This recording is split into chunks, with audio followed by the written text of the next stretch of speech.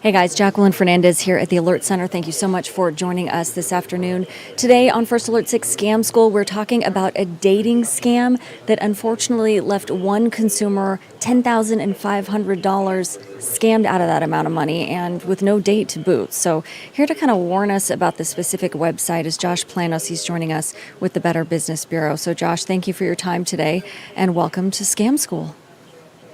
Thank you for having me, Jacqueline. It's a pretty difficult way to start your year. On January 1st, this Omaha resident reported that they lost more than $10,000 to a fraudulent dating site called dateempire.com. It's active as of this segment.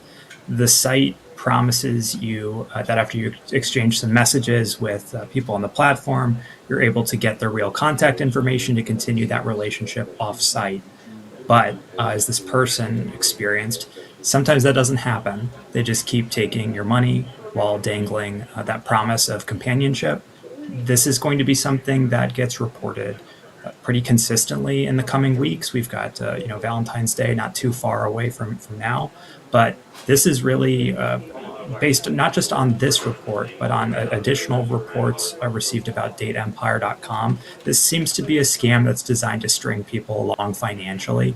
I mentioned that there's a token payment system that they have in place where you basically pay by the action. So you get these tokens or these credits to perform basic actions like reading or sending messages and exchanging contact information, which sounds simple enough, but it also creates an enormous amount of money that you are spending without you actually knowing that.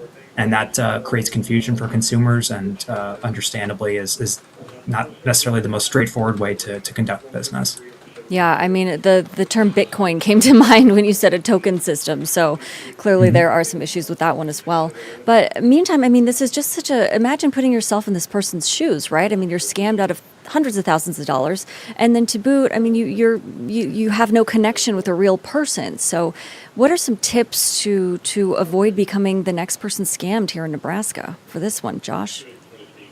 Yeah, the psychological damage that's incurred by experiencing romantic fraud is astronomical, and it's something that really does stick with people a lot longer than somebody who maybe had their contact information shared on a site that wasn't real to begin with. Right? There's an emotional component that is really hard to find in other types of scams and make it considerably more damaging long term.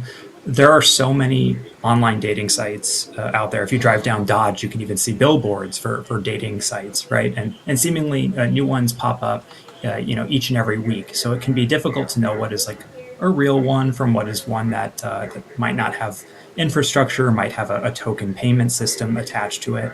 We would recommend that you research that company first, just like we would if you were looking to get a kitchen remodel. You want to check out the BBB, read reviews, search for complaints, see if you see patterns of people losing money or being scammed. If that is the case, you know to stay clear of that opportunity completely. Like I mentioned with the token payment system, anytime there is a pay to contact or pay to use function, that is something to be very, very wary of. A lot of legitimate dating sites don't require ongoing payments just to exchange things like basic contact information.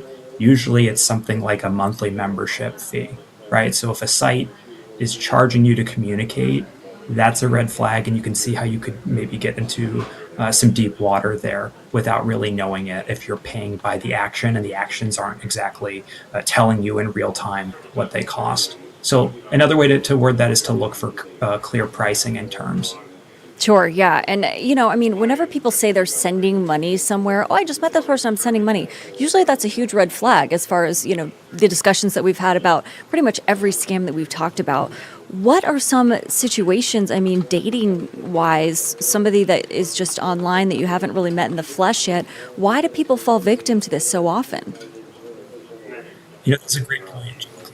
Companionship is something that a lot of folks are chasing after, right? And as a result, you're willing to look past things that you otherwise wouldn't, right? So if you feel like you're in love or you feel like things are moving to a place that you want them to go, even if some weird variables get introduced, a lot of folks are willing to put the blinders on and just kind of not worry about that, or think that this is a price to pay to get to that future reality where you meet the person and you get married and the whole 9 yards. But costs, no relationships are built off the premise that you need to spend money to access them, right? And so Right. for a lot of and we see this a lot with like military or veteran related online romance scams. Right. There's a reason why that is kind of the perfect thing to dangle for people, is the idea you'll never be able to see this person in person because they're overseas or they're unavailable right now, and but you can make their life better. And I think there is a Midwestern cultural sensibility that you want to help make that person's life better if you can do that, if you can control for that. But sadly, a lot of the stories that get concocted around online romance and online dating are not real to begin with, and they're just preying on people with good hearts, people with open hearts. Right. And unfortunately, that's a really hard lesson to learn when you found that you've just been scammed. Yeah, that's awful. Okay, Josh, anything else you want to add about this topic, or does that pretty much cover it today at the Alert Center? Just one thing I would underline, Jacqueline, is to never send money to people you meet online, right? We just talked about it, but no matter how convincing the story is, legitimate romantic interests don't ask you to wire money or buy gift cards or invest in opportunities. So instincts are very, very useful guides to trust in, right? And if something actually feels off, whether it's the site's practices, a token payment system, somebody needs money because there's a medical complication that just happened, even though you just met that person, and people don't typically disclose that information interpersonally. Listen to that feeling that your body is sending you, and usually that will help you protect yourself. Yeah, I love that. Trust your gut, right? I mean, if it seems a little bit wacky, it probably is. So, all right, Josh. Well, thanks so much for your time today at the Alert Center. We appreciate it as always. Thank you, Jacqueline. Of course. All right, so we were just talking with Josh Planos from the Better Business Bureau. Every Tuesday, we do our First Alert 6 Scam School here at the Alert Center. And unfortunately, we're talking about a Nebraskan who lost $10,500 for falling victim to this online dating scam, dateempire.com. So watch out for that one. But I do want to chat a little bit about the weather now. So let's take a look at our website. You can always access this at firstalert6.com. So I'll head over there right now. So here's our homepage.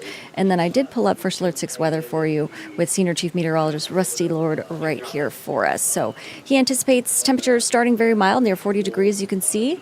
This morning, giving us a mild start to the last mild day we'll have for a while. Oh no! So highs we're still anticipating make a run at 60 degrees by mid-afternoon. Current conditions out there, 51 degrees and cloudy. Rusty does anticipate a 20% chance of showers after 3 o'clock too, so something to take into consideration. And then tonight, partly cloudy and windy, a 20% chance of spotty showers again with a low of 29. Okay, so let's take a look at the 3-day then. So Wednesday, clearly a large drop in temperatures there. Mostly sunny though, at least. So Wednesday, it's looking like a high of 35 at this point. We've got 33 right here, but I think Senior Chief Meteorologist Rusty Lord sent out an update to this forecast. So I've got that email in front of me as well. Now, meanwhile, Thursday, increasing clouds and breezy with a high of 43. And then if we take a look into the 10-day here, Friday 36, Saturday, it's going to be cold this weekend, guys. I'm sorry to tell you that. And we can take a closer look at Friday into the weekend here on the weekend tab for us as well. In the meantime, though, hourly, let's stick with the 60s, right? I mean, when do we see the 60s coming in here? Likely around, it looks like 3 o'clock p.m. should be our high. So embrace it while we've got it. That's all we've got to say. But yeah, here's a live look from our Blackstone camera. So clearly the clouds are coming in, but still embrace that 60-degree weather while we have it. And then a quick look at traffic here for us on 90th and Dodge.